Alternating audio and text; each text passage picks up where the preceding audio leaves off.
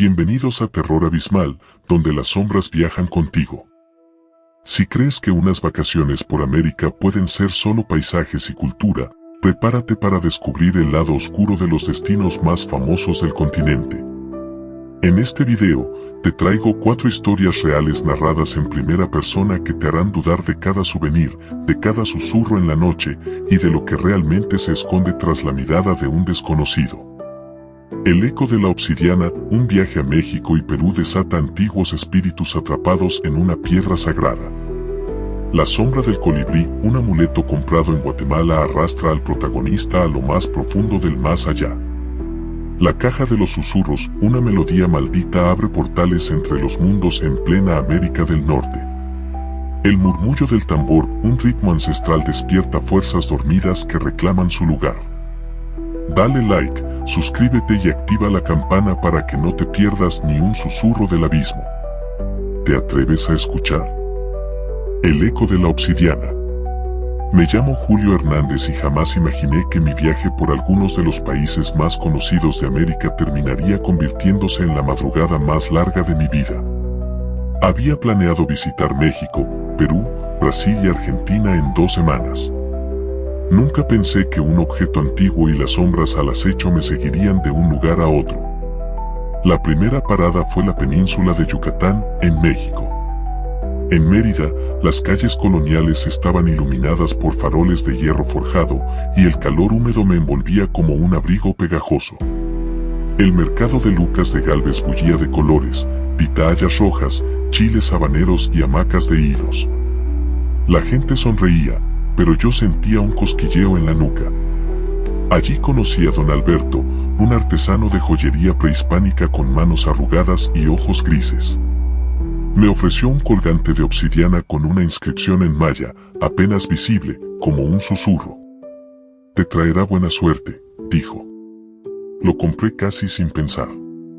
Esa noche, a las afueras de Chichén Itzá, yo fui el único en escuchar el viento murmurar a través de las ruinas. El aire olía a tierra seca y a ceniza. En mi tienda de campaña, noté que el colgante emitía un leve pulso frío contra mi pecho. Al cerrar los ojos, sentí latir mi corazón al ritmo de un tambor tan lejano como antiguo. En sueños, sombras sin rostro danzaban en el templo de Kukulcán y voces susurraban mi nombre. De México viajé a Lima, Perú. El vuelo llegó de madrugada, y la neblina cubría la ciudad como un velo.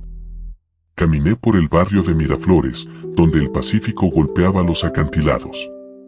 La bruma salitrosa mecía el pelo de los pescadores, que contaban historias de la costa. Pero mi mente solo pensaba en la obsidiana, me parecía más opaca, con reflejos como de sangre seca. Subí a Cusco y, al día siguiente, hice la caminata hacia Machu Picchu. Los muros de piedra encajada me parecían respirar.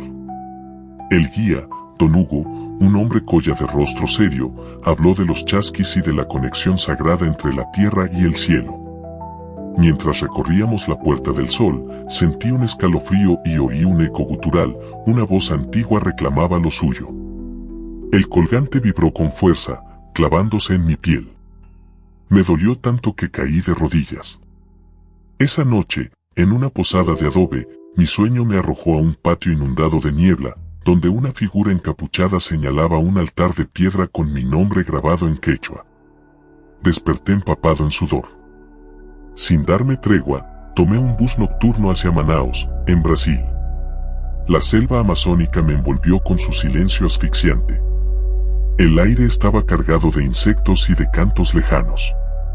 En un poblado ribereño, observé a los guaripolos tejer cestas y a los niños chapotear en el río Negro. Sin embargo, el colgante ahora parecía cubrirse de un brillo verdoso, como un ojo vigilante.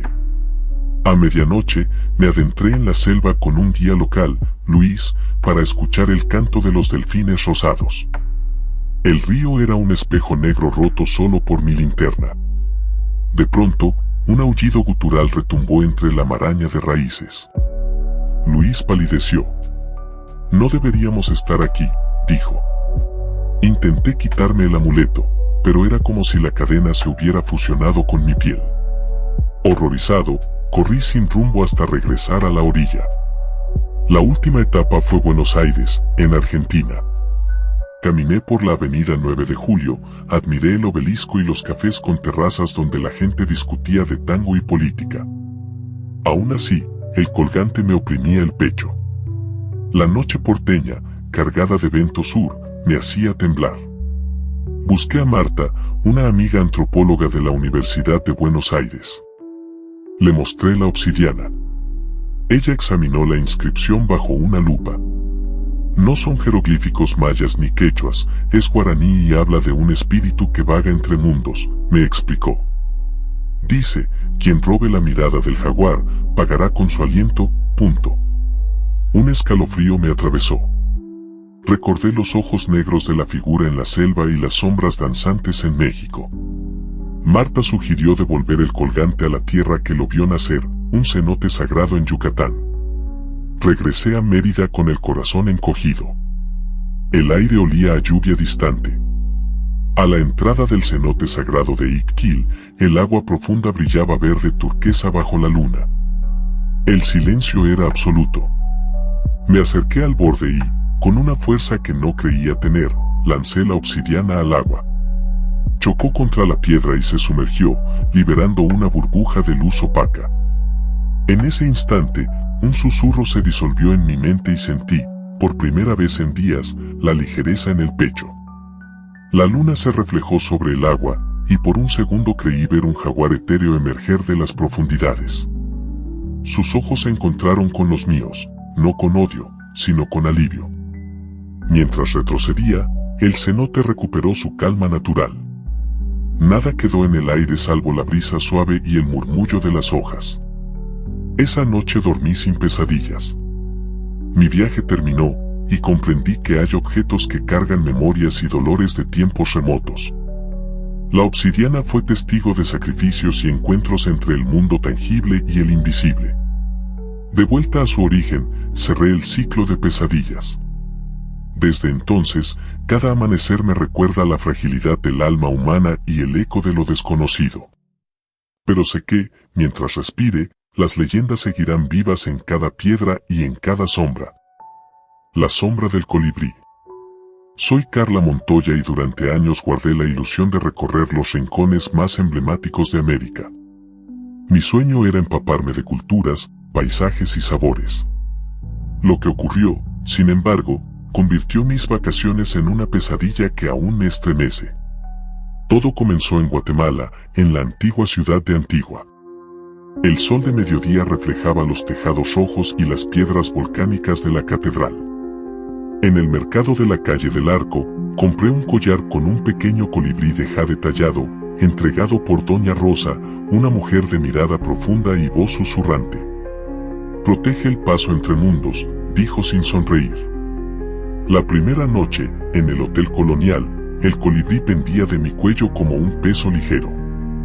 Al apagar la luz, escuché un golpeteo suave, como alas batiendo en la oscuridad.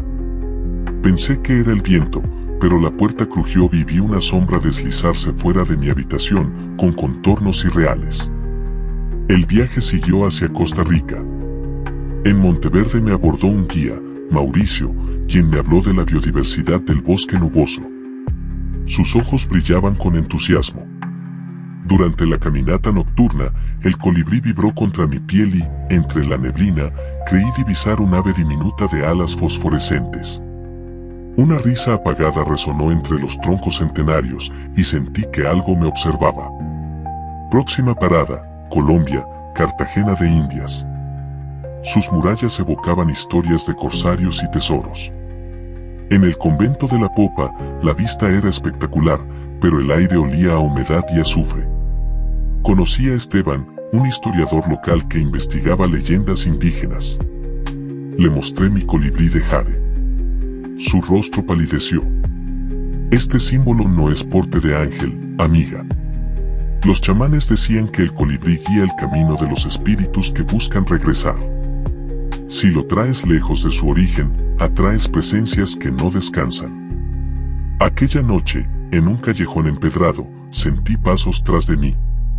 Cada vez que volteaba, no veía a nadie. Pero una risa infantil, casi imperceptible, me puso la piel de gallina. El colibrí se oscureció, volviéndose gris opaco.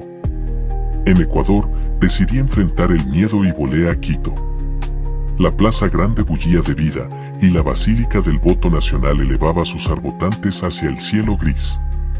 Un chamán quichua, Don Inti, escuchó mi historia. Me invitó a su casa, una choza cerca de la mitad del mundo. Preparó una infusión de hojas de coca y me pidió que sostuviera el colibrí mientras recitaba un cántico en su idioma. El aire se estremeció. Vi, entre humo y luces danzantes, un ejército de figuras transparentes, niños y ancianos con rostros tristes y ojos hundidos. Sus manos extendidas buscaban el jade. Un niño alzó su cabeza y me miró, con una mueca de súplica. Antes de que pudiera reaccionar, una ráfaga de viento apagó las velas y el chamán cayó de rodillas, sollozando. Debes devolverlo al cenote donde mi pueblo lo ofrendó hace siglos, sollozó. Es la única manera de cerrar el portal. Partí hacia México y crucé la península de Yucatán hasta alcanzar el cenote Xquequén. El agua, tan azul como un ojo inmenso, reflejaba la luz de una luna casi llena. La humedad era tan densa que cada inhalación quemaba mis pulmones. Con el pulso acelerado, me acerqué al borde. Sentía un tirón, como si algo quisiera jalonarme dentro. Sostenía el colibrí con ambas manos, su talla de jade parecía latir como un corazón. De pronto, un coro de lamento surgió del agua. Vi flotando cientos de colibríes translúcidos, envueltos en cadenas de algas. Sus cantos, una melodía triste y fantasmagórica, me envolvieron. El niño de la visión apareció entre las aves, sus ojos suplicantes me traspasaron el alma. Con voz temblorosa pronuncié las palabras que el chamán me había enseñado. Por los ancestros y por el río, devuelvo este guardián a su morada. Con un último esfuerzo lancé el colibrí al agua. Hubo un destello verdoso y el jade se hundió, liberando una onda de presión que me empujó hacia atrás. Cerré los ojos. Al abrirlos, todo había guardado silencio. El cenote lucía sereno, y en la superficie ya no flotaban ni sombras ni aves. De regreso a casa, sintiendo el viento suave de Cancún, una paz extraña me invadió. Supe que jamás volvería a ver aquel collar, pero su historia seguirá viva en mis recuerdos. Aprendí que hay objetos que no comprenden fronteras, y al arrebatarle su sitio, abrimos brechas donde acecha lo desconocido. Hoy, cada vez que escucho el zumbido de un colibrí, me estremezco, recordando su mirada implorante y la noche en que los espíritus casi se liberan. La caja de los susurros. Me llamo Diego Rivera, y durante mi vida siempre busqué escuchar historias antiguas, leyendas de fantasmas, relatos de embarcaciones hundidas y secretos de pueblos olvidados. Por eso planifiqué un viaje a 4 de los destinos más conocidos de América: Cuba, Estados Unidos, Canadá y Chile. Jamás imaginé que un simple objeto adquiriría voz propia y me convertiría en protagonista de un relato que sería peor que mis peores pesadillas. Mi aventura comenzó en La Habana, Cuba. Apenas salí del aeropuerto José Martí, me invadió el calor pesado y el aroma a ron y tabaco. El malecón, con sus olas golpeando la barrera de piedras, susurraba un canto monótono. En una tienda de antigüedades cerca de la Plaza de Armas descubrí una pequeña caja de música en madera oscura, tallada con diseños de mariposas y calaveras. El dueño, un anciano de piel curtida y ojos claros, me advirtió en voz queda: esta caja trae susurros del otro lado. Ten cuidado con la melodía. Despreciando la advertencia, la compré. Al caer la noche, en mi habitación del centro histórico, giré la llave de la caja. Una melodía dulce y nostálgica brotó, y al instante sentí escalofríos que recorrían mi espalda. Escuché un murmullo, apenas audible, como si alguien susurrara mi nombre: Diego. Interrumpí el giro, pero la música siguió bailando en el aire, como si la caja se alimentara de mi sudor. De Cuba volé a Nueva Orleans, Estados Unidos. Crucé el río Mississippi en un ferry cubierto de neblina líquida. El barrio francés me dio la bienvenida con sus balcones de hierro forjado y faroles que colgaban como ojos vigilantes. La caja volvió a susurrar, ahora mezclada con sonidos de trompeta lejana. Cada noche, la música cambiaba de tonada y la voz se hacía más clara, devuélveme, llévame. Los vecinos me miraban con recelo cuando reproducía la canción, como si sintieran miedo de que algo emergiera de las sombras. Decidí huir hacia el norte, tomé un vuelo a Toronto, Canadá. La ciudad, con su mezcla de rascacielos de vidrio y calles arboladas, se sentía segura. Sin embargo, el frío de la mañana me heló la sangre. La caja permanecía abierta sobre mi escritorio. Cada mañana encontraba las mariposas talladas cubiertas de escarcha, como si la música hubiera atraído un invierno interior. Una noche, al incluir la llave, ya no sonó una melodía. En su lugar, un coro de voces aulló entre agudas y graves. Eran lamentos de hombres y mujeres, todos diciendo, la promesa, el pacto.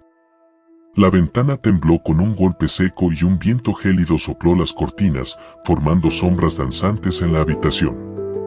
Convencido de que la caja era el epicentro del mal, emprendí el último tramo, Santiago de Chile. El vuelo nocturno me mostró, a lo lejos, la cordillera de los Andes, coronada de nieve y oscuridad. Al aterrizar, el aire era limpio, pero la luna rojiza iluminaba un cielo que parecía sangre. Caminé por la Plaza de Armas y el Palacio de la Moneda, intentando ignorar el peso en mi pecho. En el Cerro Santa Lucía, bajo la estatua de los conquistadores, la caja volvió a hablarme en un tono casi imperceptible. Te necesito, regresa con tu alma. Sentí que algo tiraba de mi conciencia hacia el vacío. Mi pulso comenzó a golpear en mis oídos y la música emanó un último aullido desgarrador. Corrí escaleras abajo, presa de pánico. Esa misma noche busqué ayuda en la Universidad de Chile. La profesora Valentina Cruz, experta en etnografía y mitos sudamericanos, aceptó verme. Al observar la caja, palideció. Bajo una lupa, distinguió símbolos mapuches entre las mariposas. Este objeto no proviene de Cuba originalmente, fue traído durante la colonia, pero sus diseños guardan sellos de la espiritualidad mapuche. Se dice que un joven machi, sabio, encerró en ella los susurros de un araucano que fue traicionado y asesinado. Valentina explicó que la melodía actuaba como un puente, cada nota liberaba una parte del espíritu atrapado, y las voces exigían completar un rito de purificación en su territorio original.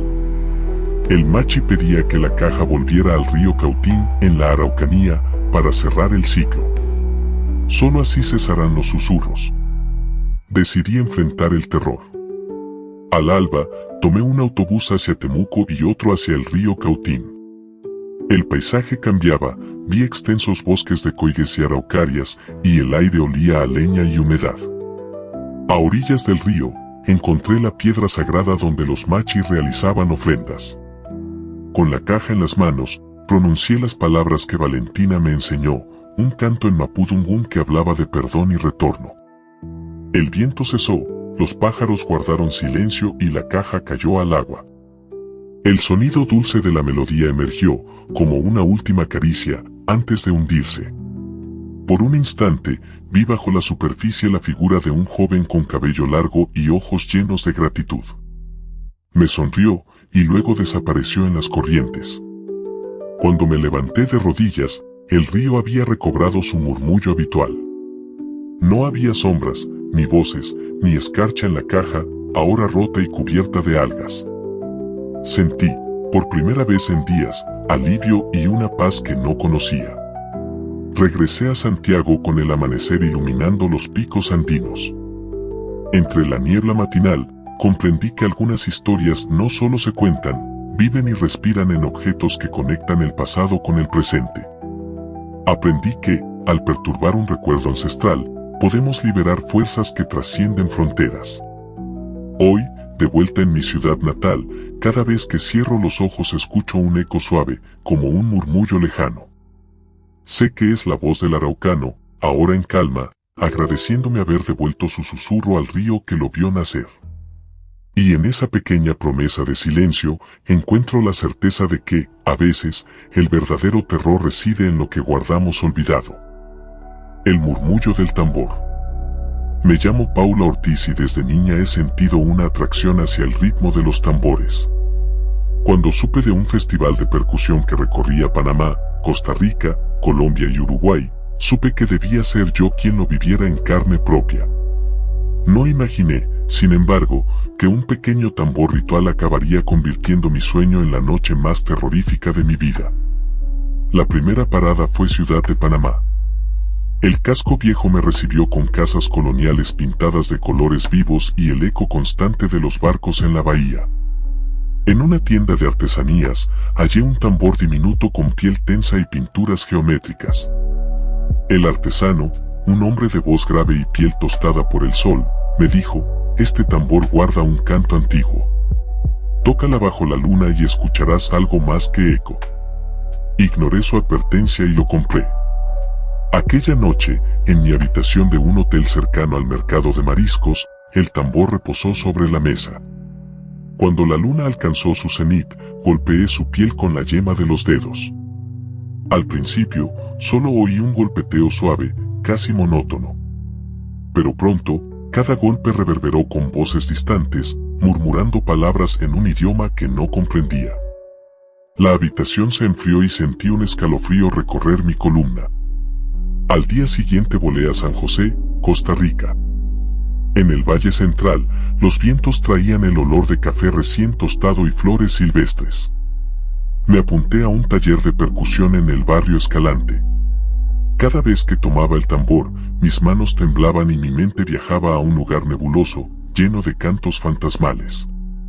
Los demás estudiantes me miraban extrañados. ¿Te sientes bien?, preguntaban. Yo sonreía para no alarmarlos. Esa misma noche, la melodía del tambor cambió. Las voces se hicieron claras, gritaban nombres que no podía recordar. Los muros se estremecían y las sombras de la habitación danzaban en círculos. Intenté callar el tambor, pero su canto me sacudía el pecho como si algo dentro quisiera salir. Sin demoras, me dirigí a Bogotá, Colombia. El vuelo transcurrió bajo cielos encapotados, como si el clima anticipara el terror que me esperaba. En la Candelaria, caminé entre casas coloniales y murales coloridos. Un guía local, Andrés, me contó leyendas de los muiscas y sus rituales con tambores sagrados. Le mostré el tambor. Su expresión cambió. Este instrumento no es muisca, es yoruba, dijo con voz temblorosa. Lo trajeron los esclavos africanos y lo usaron para invocar a los ancestros. Cuando un tambor brujo cae en manos ajenas, convoca a los espíritus errantes. Aquella noche, un vendaval golpeó las ventanas. El tambor delataba pasos lejanos y susurros. Vi un niño de mirada vacía y piel oscura asomar entre la penumbra. Susurró mi nombre con voz gutural. Yo me cubrí los oídos mientras el tambor retumbaba frenético. La última etapa me llevó a Montevideo, Uruguay. Caminé por la Rambla, sintiendo el río de la Plata estremecerse bajo mis pies. El sol desaparecía en un horizonte sin fin. En un taller de artesanos africanos afincados allí, hallé a Lucía, una sanadora de ascendencia yoruba. Al ver el tambor, palideció. Este tambor pertenece a un orisa que vela por los muertos. Al tocarlo, despiertas a quienes no descansan. Debes devolverlo a su altar original en Panamá, en el pueblo de Portobelo. La noche previa a mi regreso, el miedo me consumía. Chaqueo las manos con lágrimas mientras el tambor cantaba sin control. Las sombras tomaron forma de almas errantes que se acercaban, con manos vacilantes y gritos ahogados. Al amanecer, volé a Ciudad de Panamá con el corazón al borde del colapso. Tomé un bus hasta Portobelo, lugar de puertos y fortalezas coloniales cubiertas de hiedra. El mar manaba un murmullo constante. Siguiendo las indicaciones de Lucía, llegué a una pequeña capilla abandonada en lo alto de una colina. Dentro, encontré un altar cubierto de conchas y velas quemadas. El tambor vibraba contra mi pecho como un animal herido. Coloquélo sobre el mármol y, con voz temblorosa, recité la oración que la sanadora me enseñó, en dialecto yoruba. Orisa de tiku, va mi boyi kiyosisi mi auninu. Al pronunciar la última palabra, una ráfaga de viento recorrió la capilla, apagando las velas. El tambor bañó el recinto en un ritmo profundo, que poco a poco se apagó. Sentí un suspiro colectivo, como un adiós largo y aliviado. El silencio regresó al altar. Las maderas crujieron y una luz suave iluminó el tambor, que descansaba inmóvil. Un eco lejano de gratitud quedó flotando en el aire. De vuelta en la ciudad, el sol se alzó sin presagios. El tambor ya no retumbaba en mi pecho, y las voces se habían desvanecido. Aprendí que hay ritmos que no se deben forzar, secretos que no deben invocarse y que, a veces, devolver un instrumento a su hogar es la única forma de acallar los susurros del más allá. Hoy, cuando escucho el golpe lejano de un tambor en la distancia, siento respeto y algo de temor. Porque sé que, en algún lugar, el murmullo de los espíritus aún palpita bajo la piel de la música.